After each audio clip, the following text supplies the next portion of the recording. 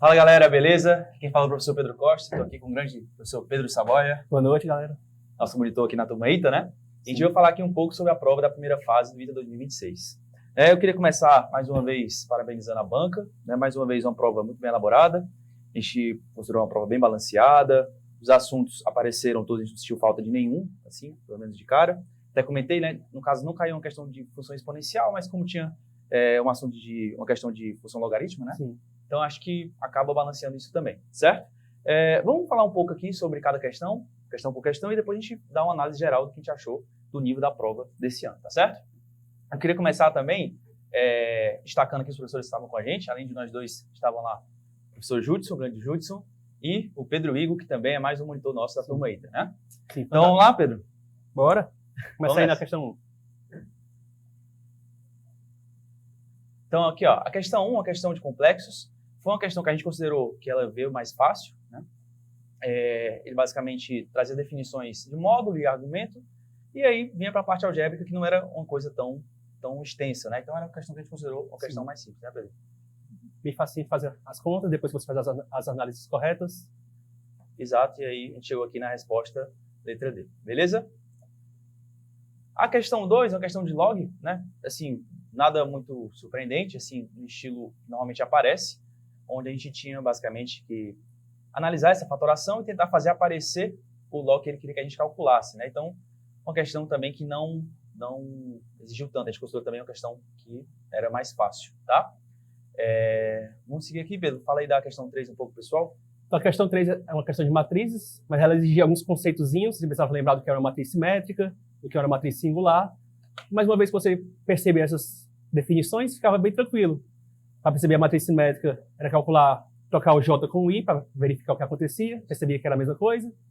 Para verificar que era uma PA, literalmente, calcular o próximo menos o anterior, perceber que era uma constante para cada linha.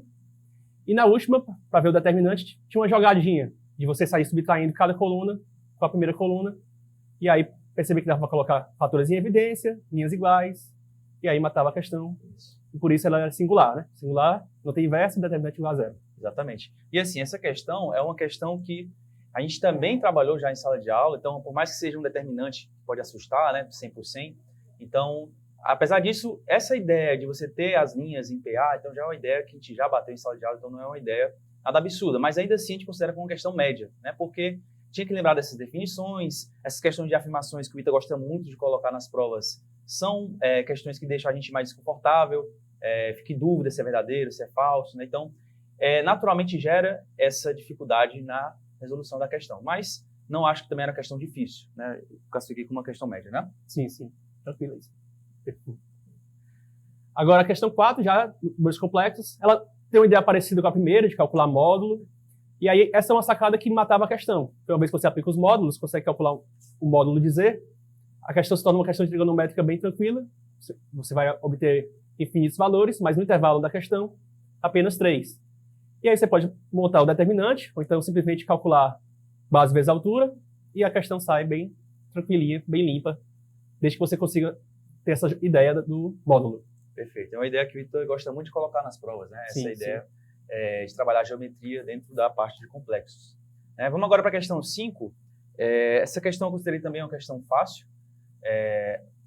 A ideia basicamente era você perceber que você conseguiria... Assim, tem uma série de resoluções para essa questão, né? Mas acho que a mais natural de se pensar na hora é de você dividir isso aqui em triângulos equiláteros e você consegue calcular esse Lzinho lá do triângulo equilátero em função, você acha a área da estrela em função desse L, iguala com a área que ele está dando, e aí você calcula o L, e depois de achar o L, você pode perceber que esse raio aqui é o dobro da altura desse triângulo equilátero, e depois só calcular o lado do quadrado. Então, acho que é uma questão que não tinha muita dificuldade, né? Tinha dificuldade, obviamente, de você perceber como relacionar o raio da circunferência com essa área que ele está dando, mas, assim, acho que nada muito absurdo, acho que não é uma questão que os alunos tiveram dificuldade, você classifica, então, como uma questão fácil, tá? Agora, a questão 6, que é uma questão de espacial, inclusive as duas partes que eu dou, né, para o pessoal da turma ITA, eu acho que essa era uma questão um pouco mais difícil, eu colocaria ela como média, tá? Nada muito absurdo também, mas, mais uma vez, por ser uma questão de afirmações e também essa parte de espacial de posição e tudo mais, é algo que muitas vezes gera um desconforto no aluno de ter que visualizar bem o que está acontecendo. Então, essas duas coisas somadas, né, de ser essa espacial de posição e de afirmações, pode gerar um desconforto na hora da prova. E aí é fácil o aluno se confundir, né? Então, essa primeira, onde ele fala inclusive, né, da seção do pentágono, teve até questão que a gente já fez em sala de aula, onde a gente tinha que calcular, acho que uma área da seção, e a gente conseguia ver, era inclusive um hexágono ou um pentágono que a gente formava, né? O hexágono também a gente consegue formar, em algumas questões a gente formou. Mas o caso do pentágono, que era um pouco mais particular de acontecer, também é algo que a gente já viu em questão em aula. Esse item 2 talvez fosse o mais desconfortável, porque o aluno tinha que relacionar com coisas de geometria plana, né? Tinha que ver essa ideia do incentro, dos exincentros, e aí ter essa sacada, talvez na hora da prova, que é uma prova rápida, não fosse tão natural. Certo? E a 3 era mais tranquila, então acho que era uma questão média para o nível da prova, de modo geral, tá? Vamos lá, segue aí, bora. Questão 7, nós temos aqui uma matriz que é bem clássica, assim. Você tinha mais de uma solução, né? A solução que nós preferimos aqui no comentário foi utilizando Cayley-Hamilton, polínômio característico, que é uma ideia bem dada em sala de aula. Sim. Você também podia perceber que esse raio de t sobre 2 e 1/2 são cossenos e senos de 60, de 30. Perceber que era uma matriz de rotação. Em ambos os casos, você vai perceber que as potências delas vão acabar se repetindo. E aí se torna uma ideia bem mais tranquilinha. Sim.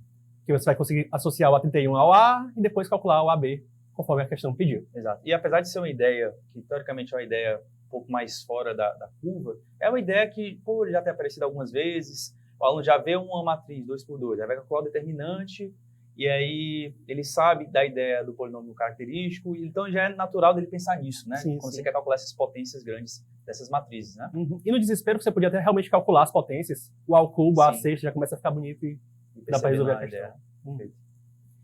Já a questão 8, nós temos aqui um polinômio, uma ideia que já apareceu muito parecida nas nossas apostilas.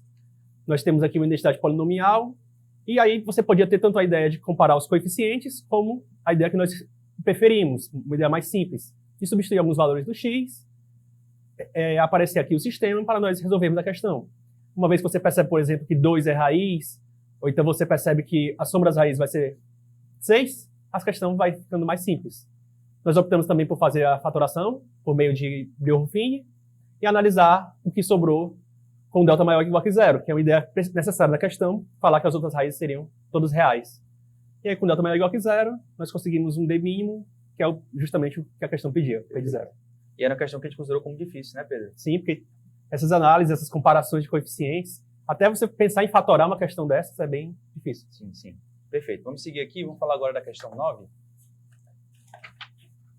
Questão 9, assim, eu fiquei bastante em dúvida, na verdade, qual questão seria a mais difícil dessa prova. Eu considerei que a questão 9 era mais difícil, porque era uma questão que envolvia parábola, né, com cônica, de modo geral, é um pouco desconfortável, numa prova de primeira fase, e aí tinha também a questão de traçar uma tangente. No caso, na nossa solução, a gente optou por fazer calculando derivada, né, mas algumas vezes pode ser que o aluno, por não estar habituado a trabalhar com derivada, ele tem essa dificuldade. Tinha uma solução sem derivada também, né? Você poderia calcular retas tangentes sem derivada, mas é por isso também que a gente sempre gosta de trabalhar com cálculo nas nossas aulas, para que o aluno chegue com essa ferramenta, né, Pedro? Sim, é uma ferramenta difícil para alguns, mas como nós já damos esse embasamento aqui na turma ITA, se torna uma ferramenta muito útil. Exato. Mas aí, além disso, né, além dessa dificuldade da questão, tem também a conta que não era nem um pouco simples, né? Então aqui, obviamente, a gente omitiu algumas contas, né? A gente foi já calculando direto aqui, mas não era uma questão que a gente considerou simples, certo? Então foi uma daquelas, e na minha opinião, foi a mais difícil dessa prova, tá? E aí, a questão 10 talvez esteja competindo aí entre as mais difíceis, porque também era uma questão, e nesse caso eu acho que não é nem por ter ideias muito fora da curva, mas por ser uma questão extensa, né, Pedro? Sim. Essa questão tem uma série de pontos que você tem que ir analisando e vai cortando, e aí é um sistema onde tem dos dois lados expressões que não são tão diretas de chegar no resultado. Então, era uma questão que a gente também considerou uma das mais difíceis dessa prova, tá? E assim, é bom que tenha questões assim, porque desafia o aluno gosta disso, né? O aluno que está trabalhando com questões de turma IME ao longo do ano, eles gostam de ter essas questões mais desafiadoras, e é muito bom que a gente tenha essas questões em prova mesmo, né? Perfeito? E aí a gente chegava aqui na resposta, inclusive já fiquei sabendo de aluno que já foi esperto aqui, já calculou direto testando o 630 e deu certo, né? Mas vamos lá, vamos seguir. Então, essas últimas questões, né? Questão 11, uma questão de combinatória, mas que envolve também a ideia de funções. Você precisaria lembrar as definições de funções de funções objetoras, né, para saber que a quantidade de elementos que você tinha no domínio e na imagem seriam as mesmas.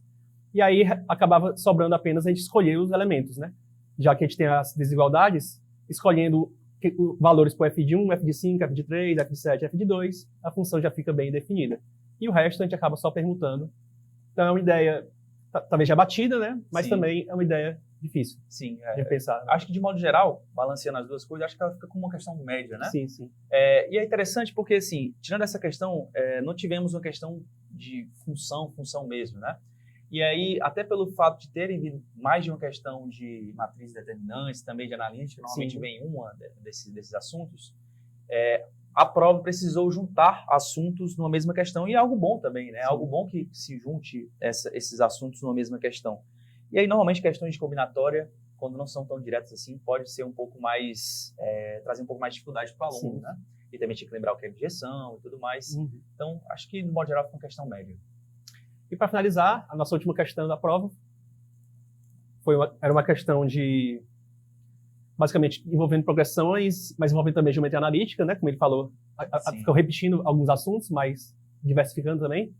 Então a ideia era, basicamente, pensar numa construção onde, já que estavam uma distância, já que a gente tinha os centros, a gente conseguia calcular as distâncias, e com as distâncias calcular o valor de m.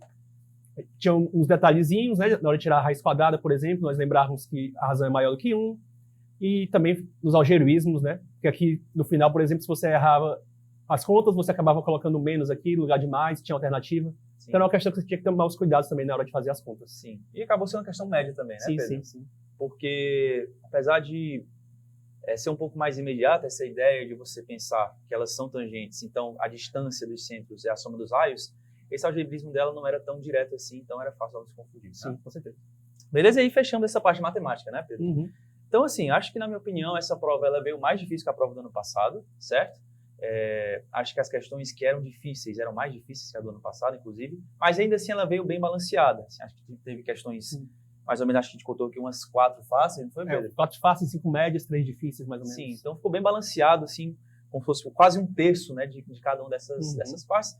E acho que o aluno do FB não teve nenhuma surpresa nessa prova, no sentido de alguma ideia fora do que ele está acostumado a já trabalhar. Talvez surpresa por ter vindo as duas questões de geometria analítica, né? Então, talvez isso, mas de modo geral, na parte de matemática especificamente, eu acho que o aluno FB ele tem tudo para conseguir uma boa nota, beleza? É isso, eu espero que vocês tenham tido um bom resultado. Agora, tentar descansar mais uma vez, né? Depois da prova do IME eu falei sobre isso com vocês. Descansar um pouco, retomar as energias e aí com tudo para a segunda fase, né, Pedro? É isso mesmo. Pedro, um prazer dividir esse momento aqui com Obrigado. você. Né? Então, até uma próxima. Sucesso aí. Estamos na torcida pelo resultado de vocês. Valeu! Até mais.